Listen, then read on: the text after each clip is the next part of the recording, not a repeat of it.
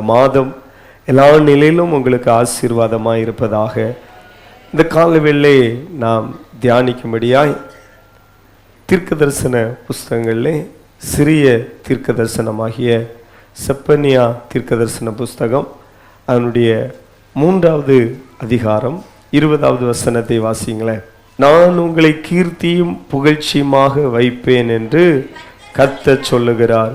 அன்பு தெய்வ பிள்ளைகளே, நாம் வாசிக்க கேட்ட தீர்க்க தரிசன வார்த்தை இஸ்ரவேல் ஜனங்களை குறித்த தேவனுடைய வார்த்தை.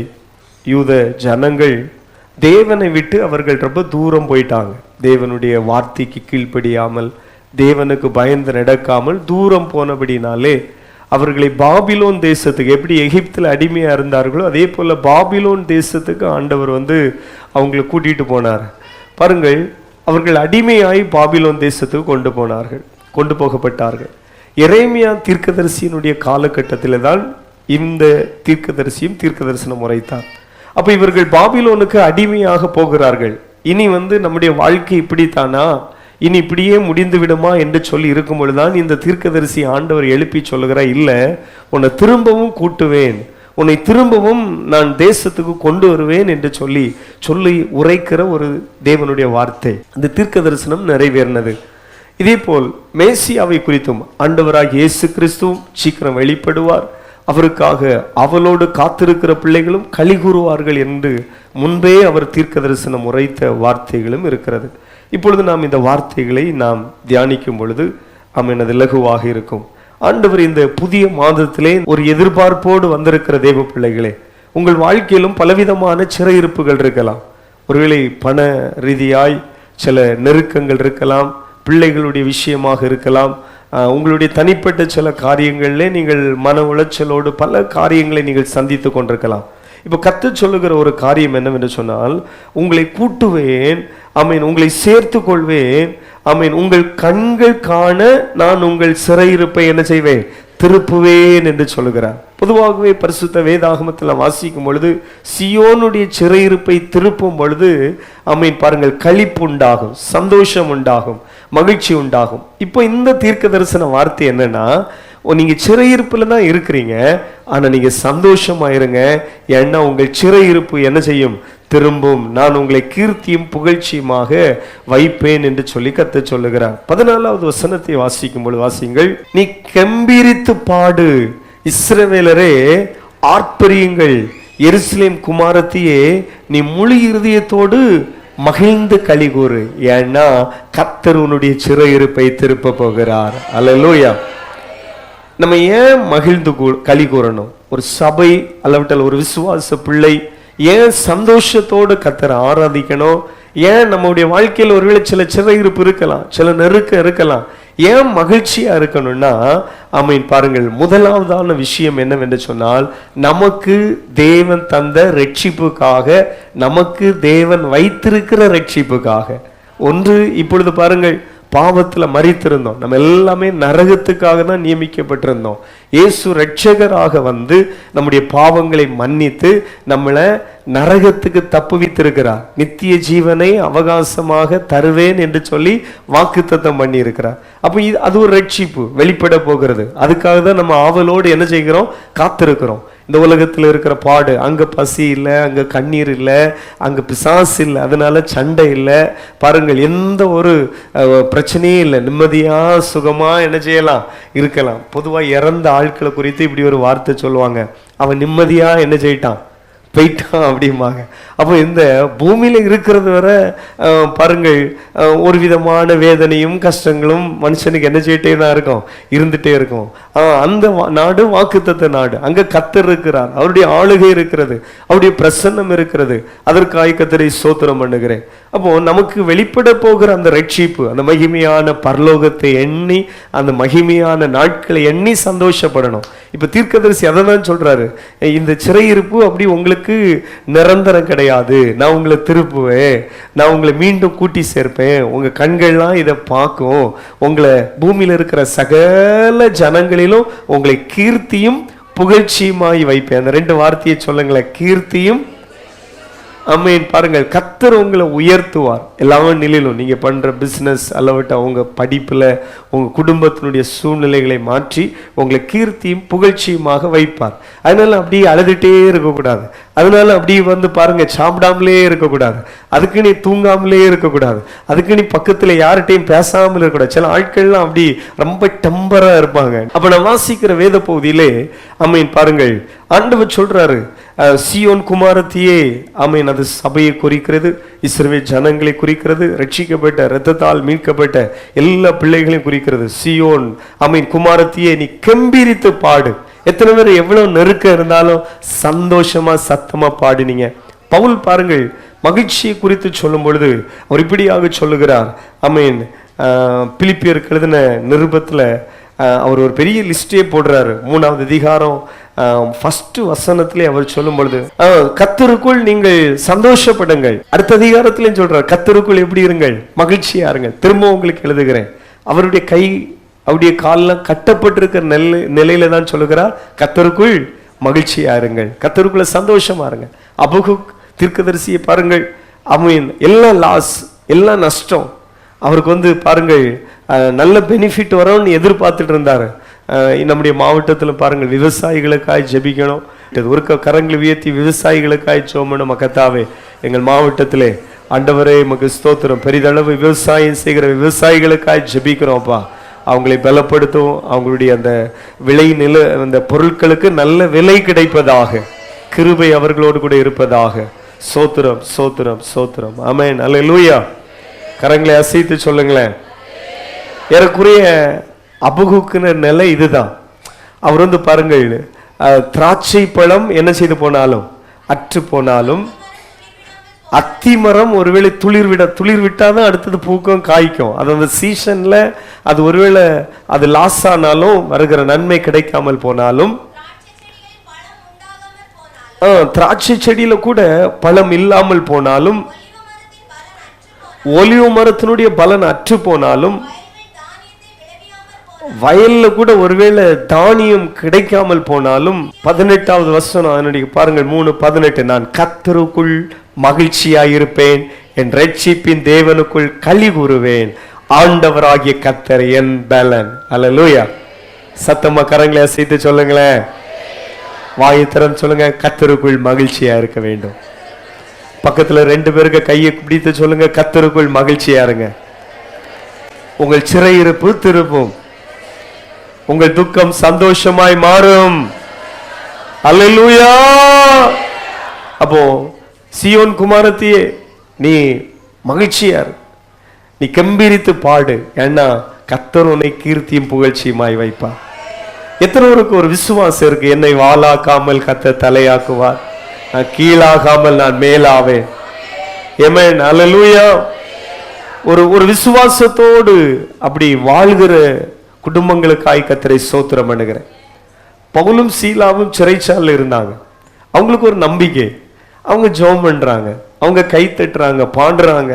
அவன் கையெல்லாம் மாட்டி இருக்கிற அவங்க வாயை திறந்து என்ன செய்கிறாங்க, பாடினார்கள், துதித்தார்கள், ஜெபித்தார்கள். அவங்க கை கால்கள் இருந்த கட்டுகள் என்ன செய்தது, அவிழ்ந்தது. Price God. ஒருவேளை ரொம்ப நெருக்கத்தில் இருக்கலாம், அந்த தானியேல் செய்தது போல தினமும் உள்ள ஜெபத்தை நிப்பாட்டாதுங்க. வீட்டுக்குள்ள மகிழ்ச்சியோடு காணப்படுங்க. சிலவங்க எல்லாம் அந்த என்னைக்குமே ஏதோ ஒரு துக்க வீடு போல இருப்பாங்க. இல்ல, மகிழ்ச்சியா இருங்க. வசனம் அப்படித்தான் சொல்லுது. அபகுக்கு பாருங்க, நான் கர்த்தருக்குள் எப்படி இருப்பேன், மகிழ்ச்சியா இருப்பேன். அல்லேலூயா. காலையில எத்தனை பேர் வீட்டுல ஸ்மைல் பேசல, நீங்க ப்ரெஸ் பண்ணி நல்ல காலையிலே சிலவங்க மேக்கப்லாம் போட்டு ரெடி ஆகுவீங்க, அது உங்க கிருபை. ஆனா காலையிலே ஸ்மைல் பேசல நான் வீட்டுக்குள்ள காணப்படுவேங்கிறவங்க கையை உயர்த்தி ஒரு அல்லேலூயா சொல்லுங்களேன். கொஞ்சம் குறைவுதான் பார்த்தீங்களா? சில சகோதரர்கள் கை வைத்து இருக்கிறாங்க, அவங்களுக்காக கர்த்தரை ஸ்தோத்திரம் பண்றேன். அல்லேலூயா. காலையில ஸ்மைல் பேசுன்னு என்னன்னு தெரியலையோ, காலையிலே என் வீட்டுல அது சிலவங்க சொல்லுவாங்க, என்ன காலையிலே ஐஸ்வர்யமா இருந்தது போல இருக்குமாங்க. இன்னைக்கு 1ஆம் தேதி, அதுக்காகவாவது கொஞ்சம் டிஎம்டி எத்தனை. அப்போ பாருங்களேன், கொஞ்சம் பக்கத்துல ஆட்கள்லாம் கொஞ்சம் சிரிச்சிட்டு இருக்கிறாங்களா பாருங்க. கர்த்தருக்குள் சொல்லுங்க, அவங்கள பார்த்து கர்த்தருக்குள் மகிழ்ச்சியா இருங்க.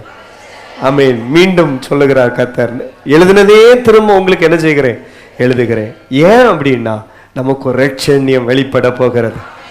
நமக்கு ஒரு நித்தியமான வீடு ஆவலோடு என்ன செய்கிறது, காத்திருக்கிறது.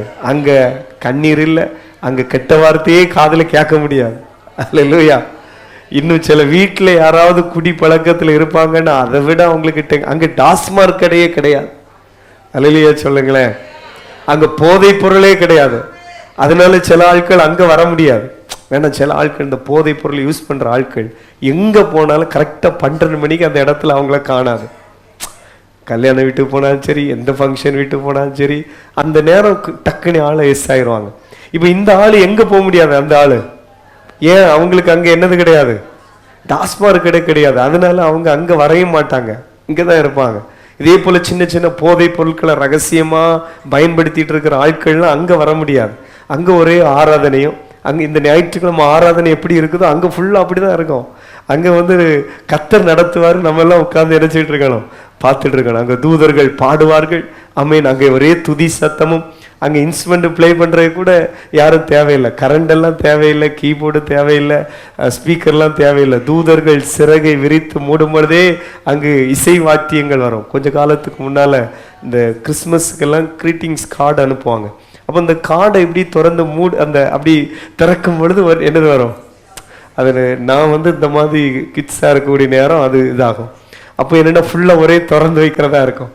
இந்த அக்கமார் அது அடிக்கடி திறந்து போனால் என்ன செய்கிறோம், அதனால திறக்க விட மாட்டாங்க. நம்ம திறந்து வச்சு அதை என்ன செய்கிறது, கேட்கறது. இப்போ இருக்கிறவங்களுக்கு அதை குறித்து தெரியாது, ஆனால் அங்கே இருக்கிற கண்டிப்பாக அங்கிள் ஆண்டிக்கு தெரிஞ்சிருக்கும். இப்போ ஒரு தூதர் ஒரு முறை பாருங்கள் இப்படி அவர்கள் சிறகை விரித்து மூடும் பொழுது இசை வாத்தியங்கள் எழும்பும். நம்மளே பாருங்க, ஒரு 100 பேர் 200 பேர் கொயர் சேர்ந்து பாடச்சல கேட்கறது எவ்வளவு அழகா இருக்கும். அங்கு கோடான கோடி தூதர்கள் மத்தியிலே தேவன் வாசம் பண்ணுகிறார். அவர் சேனைகளின் கர்த்தர். வாயை திறந்து சொல்லுங்க. அப்போ ஹல்லேலூயா. அப்படி அவங்க பாடலை கேட்கும் பொழுதே ஒரு இன்பம், ஒரு ஆனந்தம். ஆமென், ஹல்லேலூயா. பரிசுத்தவான்கள் பாடல்கள் எழுதும் பொழுதெல்லாம் அதை ஆனந்தம் அல்லவிட்டால் அதை பயங்கரமான ஒரு மகிழ்ச்சிக்கு ஒப்பிட்டு அதை எழுதுகிறார்கள். அப்ப விசுவாச பிள்ளைகள், நீங்க சந்தோஷமாய் களி கூறுங்க. நம்முடைய ஒரு நிரந்தரமான சந்தோஷம் இருக்குது. இங்கும் உங்கள் சிறையிருப்பை திருப்புவார், உங்கள் கண்கள் அதை என்ன செய்யும், காணும். அல்லேலூயா. அப்போ கர்த்தருக்குள் மகிழ்ச்சியா இருப்பேன், என் ரட்சிப்பின் தேவனுக்குள் நான் களி கூறுவேன் என்று சொல்லி ஆண்டவர் சொல்லுகிறார். 19 வசனத்தில் வாசிக்கிறோம், ஆண்டவராகிய கர்த்தர் என் பலன், அவர் என் கால்களை மான் கால்களை போல் ஆக்கி உயரமான ஸ்தலங்களில் என்னை நடக்க பண்ணுவார். இந்த மானுக்கு மட்டும் ஒரு ஸ்பெஷல் ஆண்டவர் கொடுத்திருக்கிறார். பாருங்க, ஆட்டை கூட கர்த்தர் நம்ம வீடுகளில் வளர்க்குறதுக்கு என்னது லைசன்ஸ் கொடுத்து வீடுகளில் வளர்க்க வச்சுட்டார். மாட்டை கூட, பசு மாடுகளை கூட வீடுகளில் வளர்க்க வச்சுட்டார். இன்னும் இந்த மானை மட்டும் கர்த்தர் எங்க கொண்டு வச்சிருக்கிறார் பாருங்க. அது ஒரு தாவர உண்ணி. அதை கொண்டு கரடிகள், சிங்கம், சிறுத்தை, புலி வாழுகிறதனுடைய நடு பகுதியில் கொண்டு வச்சுட்டார். ஆனாலும் அதன் நடுவிலும் அது பெருகிறது. அதுவும் மான்கள் கூட்டம் கூட்டமா என்ன செய்கிறது, எதுக்கு நடுவில் வாழுகிறது சொல்லுங்க. உங்களுக்கு என்னென்ன மிருகங்களுக்கு பேரெல்லாம் தெரியுமோ அதெல்லாம் சொல்லுங்க. இதே போலதான் சிலரை கொண்டு ஆண்டவர் வச்சிருக்கிறார். சங்கீதக்காரன் சொல்லுகிறார், என் ஆத்துமா யார் குடியிருக்கிற இடத்துல இருக்கிறது. அவர் அப்படி அதை ஃபீல் பண்ணி சொல்றார். நான் சொல்ற விஷயம், நம்மளை அப்படிப்பட்ட ஒரு நிலையில வைத்தாலும் ஆண்டவர் நம்முடைய காலை எப்படி வச்சிருக்கிறார்னா, ஒரு ஸ்பெஷல் இருக்கு. மானுக்கு ஸ்பெஷல் எதுலதான், கால். ஏன்னா ஒரு புலியா இருக்கலாம், ஒரு கரடியா இருக்கலாம், பாய்ந்து போகிற சிறுத்தையா இருக்கலாம், ஓடி ஒரு நாளும் ஒரு மானை என்ன செய்ய முடியாது, பிடிக்க முடியாது. ஓடி போய் பிடிக்க முடியாது. இந்த மான் அப்படி ஓடும், அதுக்கப்புறம் ஜம்ப் பண்ணும்.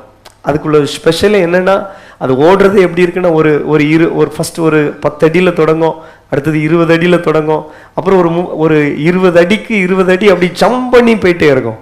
இது என்னதான் பாய்ந்து பாய்ந்து போனாலும் என்ன செய்யாது, நடக்காது. கர்த்தர் மானுக்கு பாருங்க காலை ஸ்பெஷல் படுத்தி வைத்திருக்கிறார். அவருடைய காலில் ஒரு விசேஷித்த தன்மையை கொடுத்திருக்கிறார். அது ஓடி கண்மலையில போயிடும்.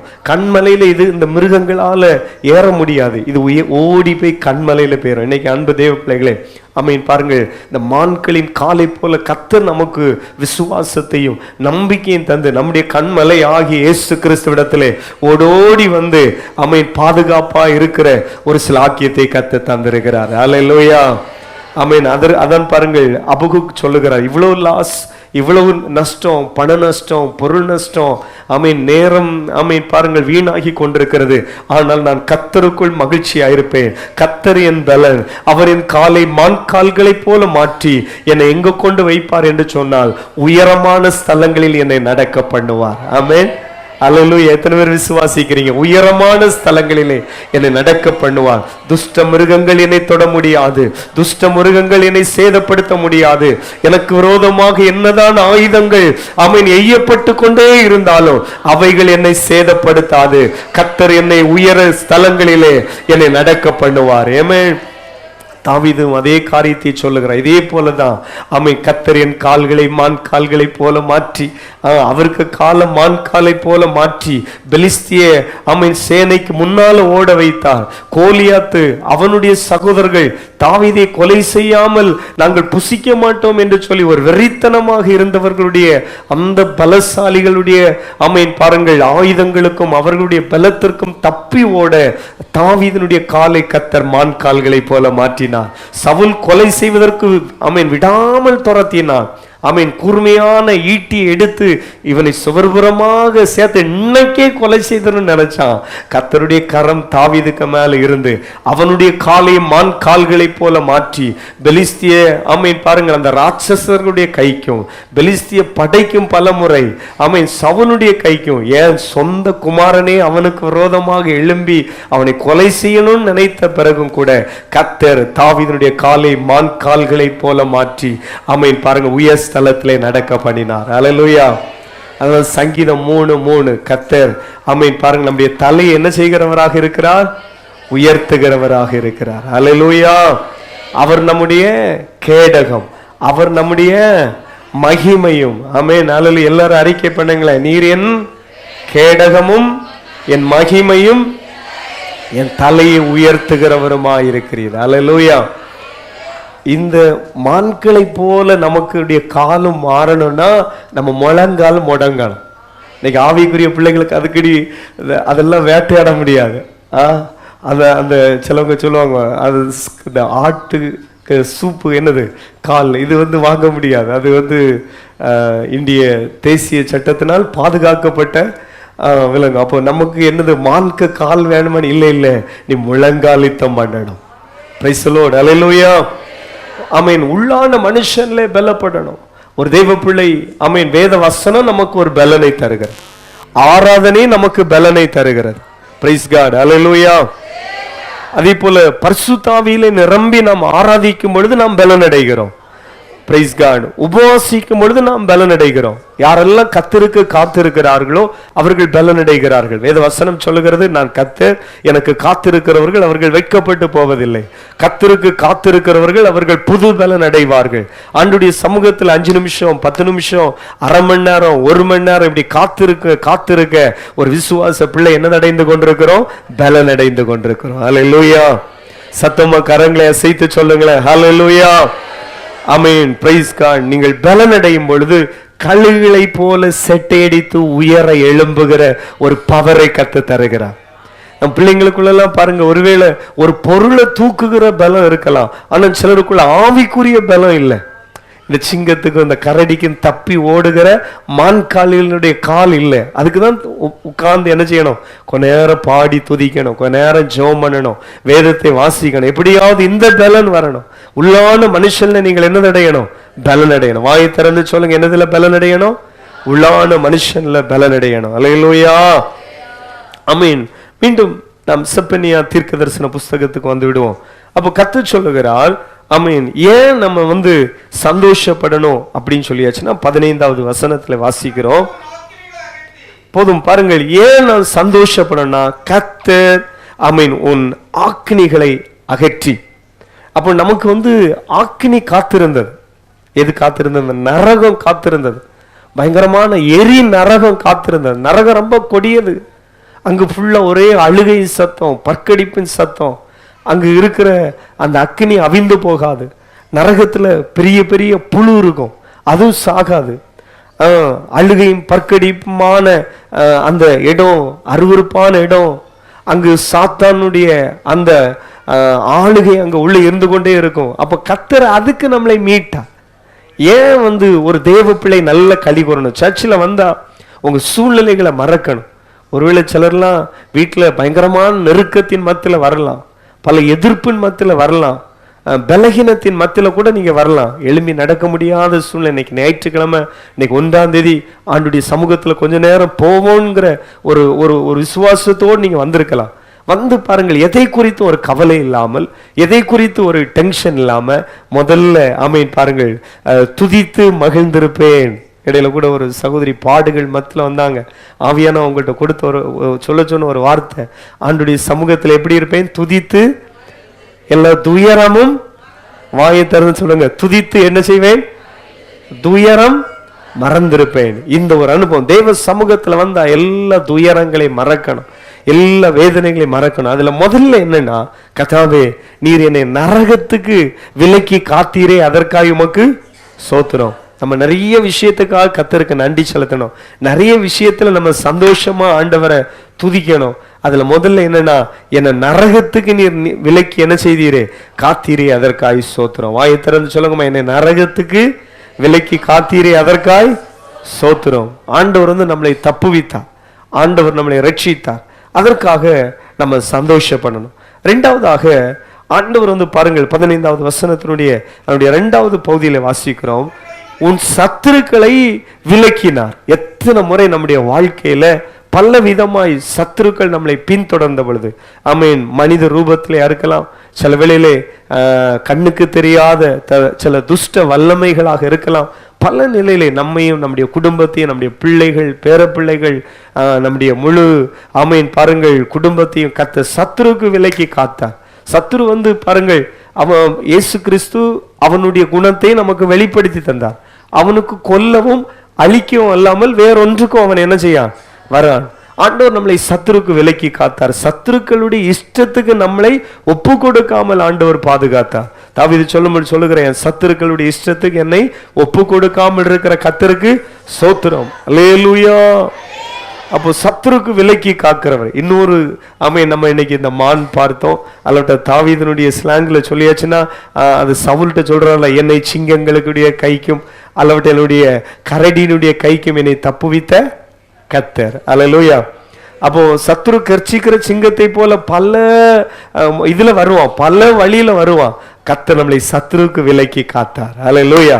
தேவ சமூகத்திலே தேவ பிள்ளை நீ ஏன் களி கூற வேண்டும் என்று சொன்னால், ஓ கர்த்தர் நம்மளை சத்துருக்கு விலக்கி காத்தார். கரங்களை தட்டி ஒரு சந்தோஷத்தோட, கர்த்தாவே என்னை நீ சத்துருக்கு விலக்கி மீட்டீரே, அதற்காய் ஸ்தோத்திரம். சிங்கங்களுடைய கைக்கு என்னை தப்புவித்த கர்த்தர், கரடியினுடைய கைக்கு என்னை தப்புவித்த கர்த்தர், கோலியாத்தினுடைய கைக்கு என்னை தப்புவித்த கர்த்தர். Hallelujah. Praise the Lord, praise the Lord. Hallelujah. கர்த்தருடைய நாமத்திற்கு மகிமை உண்டாவதாக. சத்துரு பல விதத்திலே, அப்போஸ்தலனாகிய பவுல் சொல்லும் பொழுது, எபேசிலே என்னை துஷ்ட மிருகங்களுடைய கைக்கு கர்த்தர் என்ன செய்தார்? தப்புவித்தா. அப்படின்னா மனுஷ ரூபத்திலையும் சத்துரு வருவான், மனுஷ ரூபத்தில் என்ன செய்வான்? சத்துரு வருவான். அப்ப துஷ்டம், எபேசில என்னை துஷ்ட மிருகங்களுடைய கைக்கும் என்னை தப்புவித்தீர் என்று சொல்லி, ஆமென், தேவனுடைய அந்த மகிமையான அந்த அனுபவத்துக்காக கர்த்தரை ஸ்தோத்திரம் பண்ணுகிறேன். அல்லேலூயா. கரங்களை அசைத்து கர்த்தரை மகிமைப்படுத்துங்க. அல்லேலூயா. சத்துரு நம்முடைய வாழ்க்கையில தினமும் அவன் தலை கவிழ்ந்து போக பண்ணுகிறது கர்த்தர் தான். ஸோ சில நாட்டுக்கும் யுத்தம் நடக்கும். அப்போ காலையில் எழும்பினோன்னு யுத்தத்துக்கு போவாங்க. இந்த மாதிரி பரிசுத்த வேதாகமத்திலே சில பகுதிகள் யுத்தங்களை நம்ம வாசிக்கிறோம். இப்போ சத்துரு ஒரு அம்மா அழகா பாடல் எழுதி வைத்திருக்கிறாங்க. சத்துரு தலை கவிழ்ந்தோட நித்தமோ கிரியை, விசுவாசத்தோடு சத்துரு தலை கவிழ்ந்தோட நித்தமோ என்னை தேற்றிடும் அடையாள இயேசுவே. கரங்களை தட்டி என்னை தேற்றிடும் இயேசுவே. திருப்பாதம் நம்பி வந்தே கிருபை தமது அன்பை கண்டடைந்தே தேவ சமூகத்திலே தமது அன்பை கண்டடைந்தே தேவ சமூகத்திலே.